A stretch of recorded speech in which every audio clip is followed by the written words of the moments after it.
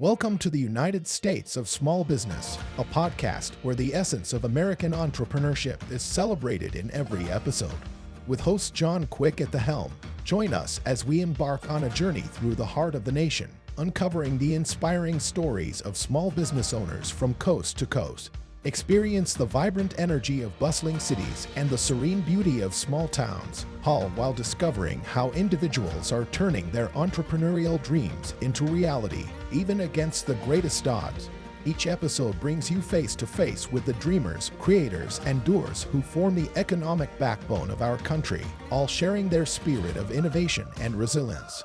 Whether you are in the early stages of sowing the seeds for your own business, scaling new heights in your current venture, or simply captivated by tales of grit and triumph, you are in the right place. Tune in on platforms like Spotify, YouTube, Apple Podcasts, iHeartRadio, Pandora, and beyond. For deeper insights and to connect with the heart and soul of America's main streets, visit UnitedStatesOfSmallBusiness.com.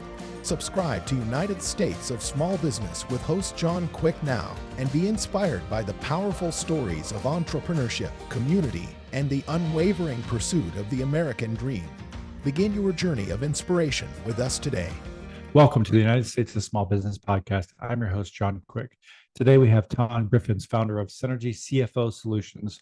With over 10 years of experience in financing, including background at JPMorgan, Tom helps small business owners and entrepreneurs achieve their financial success in their business. Tom's expertise in spotting financial issues and implementing solutions ensures businesses thrive. In this episode, he shares his journey, lessons learned, and practical advice on improving cash flow and profitability. Join us for valuable insights and actionable tips from Tom. So without further ado, Tom, welcome to the United States of Small Business podcast. Hi, John. Yeah, thanks for having me. Well, tell me a little bit about your backstory, how you got involved in finances in the first place, kind of what led you on to take that career path. Yeah, sure. So my name is Tom Griffiths. Essentially, what I do is I help businesses understand their numbers so they can make better decisions and improve their profits and cash flow. So my background is in finance, obviously. I worked in banking for about 8 years, and then I left about 3 years ago. And essentially, whilst running my own business in that period, I had people in my network, old friends mostly, reach out to me and kind of ask me for help with their finances. Some quite specific things like how to sell the business, fundraising, mergers and acquisitions, but others who just wanted help with what I would consider the basics. So keeping the business healthy, knowing how to understand what's going on in the business and what to do about it so they can improve profits and cash flow.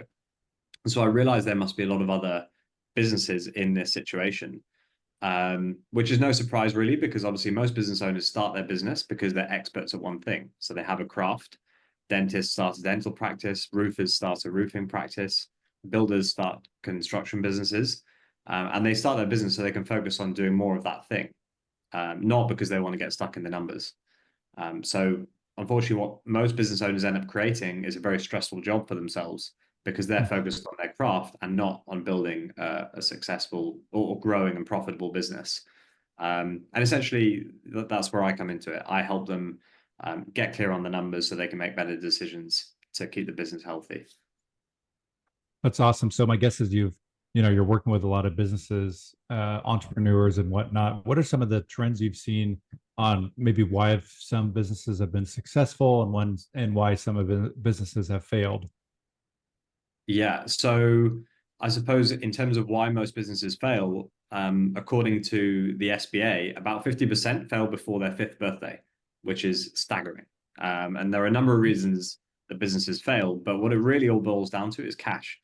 If a business is generating cash and the owners of the business keep that cash, i.e. it's not debt and they don't have to repay it to someone else, then a business is not going to fail because nobody would close down a business that's making enough money or enough cash.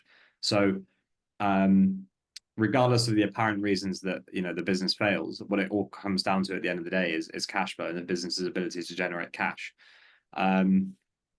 So yeah, that like I said, that in my a few minutes ago, that's kind of where I come into it. And essentially my goal is to help the business owners generate more cash and keep more of that cash. Yeah, to answer the question. No, that's great. So you know, what keeps you ticking during the day? I mean, it sounds like you are able to work with folks, tackle a lot of problems, but what is it specifically about, you know, finances that keeps you motivated and wanting to go the next, conquer the next thing, conquer the next thing, conquer the next thing? Yeah, so I suppose the finances and understanding the numbers, interpreting them, and then working out what to do next. That's an aspect that sort of comes quite naturally to me, and it does tell quite nicely in with what I'm doing because the business owners that I'm helping, it doesn't come naturally to them, and they don't want to be doing it. So it's kind of a natural place to work with them. Um, everything is I simplify everything as much as possible, and we have a very clear, simple process that I work on with my clients. And whether I work with my clients or not, I basically run through this exact process. So essentially, it's a case of getting clear on the numbers every month, looking backwards at what's happened, month on month, year over year, helping the business owner understand what's actually happened, using the numbers to work out what's working and what's not working inside the business, and then working out where we are in terms of a number of key drivers in the business, and having a color code essentially to work out what's working and not working, and then using that information to work out what to do next so that the business owner can increase their profits and cash flow and move towards their goals. That's awesome. So what are some of your typical clients look like? Are these small businesses, large businesses, well-established businesses, entrepreneurs? My guess is it's everything in between, but paint us a picture of kind of who that client is. And if people are interested out there, what does that process look like tactically? Does this take a day and they can start building some momentum, or is this, it's going to take 3 or 4 months kind of a thing? Yeah, so the typical client that I work with is making about $1 to $3 million a year. I do work with clients smaller than that. I do work with clients bigger than that, but that's generally about the range. Generally speaking, B2B services, and then everything kind of around that as well. So yeah, lots of marketing agencies, lots of coaches and course creators, facilities management companies, sports hospitality businesses. So I'm not tied to one niche, but yeah, B2B services is kind of the main one at the moment. And then, sorry, what was the other part that you asked? Yeah, what's the onboarding look like? There's going to be folks listening in that think, man, I need to get a hold of Tom. What does that onboarding process typically look like for somebody that's wanting to engage with what you're doing?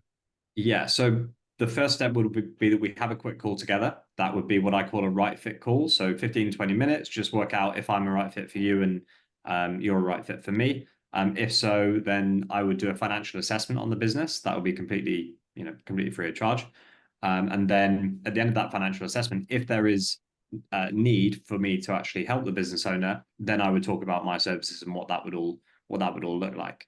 And obviously, whatever I charge is going to be only a very small portion of the potential return that the business owner is going to make anyway.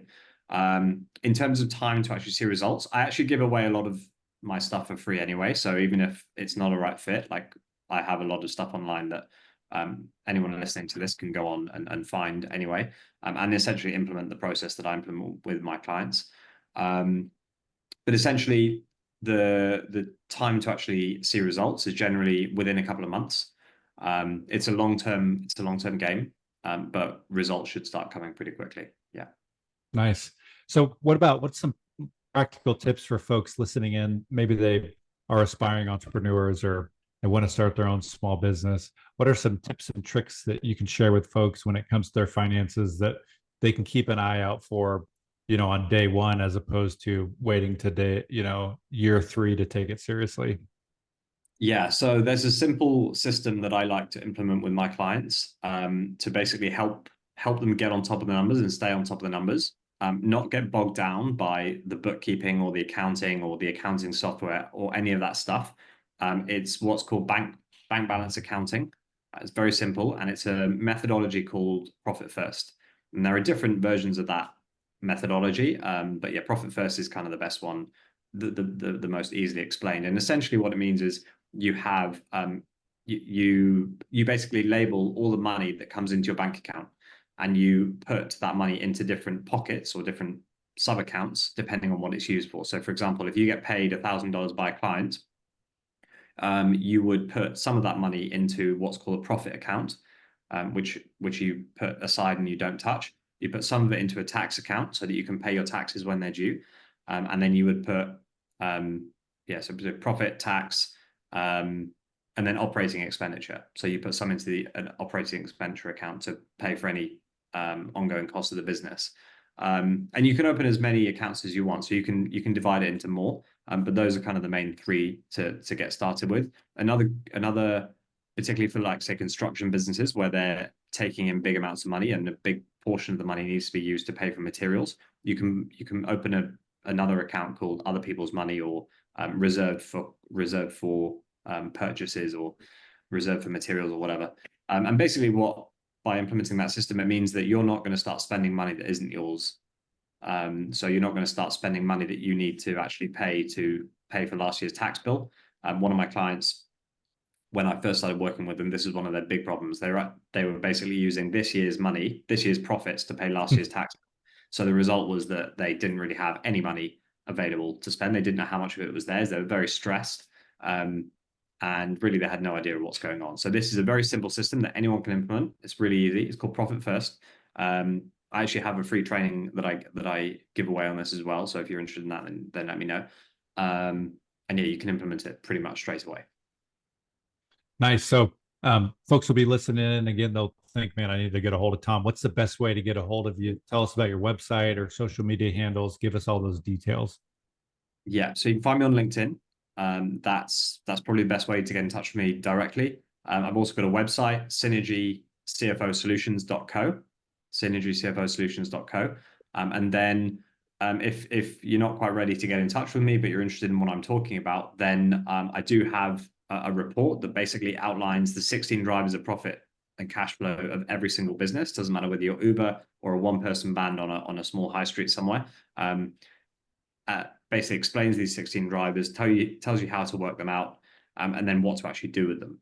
So if you're interested in what I'm talking about, but you're not ready to jump on the phone with me, then there'll be a landing page somewhere around this this video. You can click on that, and then you can download the report. And then as and when you're ready in the future, an email. That's awesome. So we'll put all those links in the podcast description. 15 minutes here has gone by in a flash. Tom, do you have any last minute thoughts here before we head off? I'm good. I would just say for any small business owner who is kind of struggling with the numbers, doesn't really know where they are, a bit scared to look at them, just start small. You don't need to understand everything on day one. Just start with a simple system. Like I said, Profit First would probably be the one I would recommend starting with, and then bit by bit, as you get more comfortable with the numbers, you can start kind of adding on to your monthly process how you review these numbers and what you actually do next. Awesome. Well, Tom, we wish you nothing but success here from the United States Small Business Podcast, folks.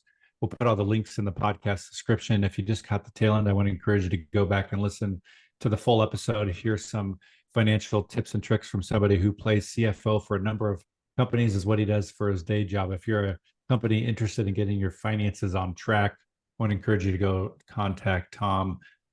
We hope everybody has a phenomenal rest of their week. And until next time, I'm John Quick from the United States of Small Business Podcast. Tom, thank you so much for joining us. Thank you, John. Thanks for listening, everyone.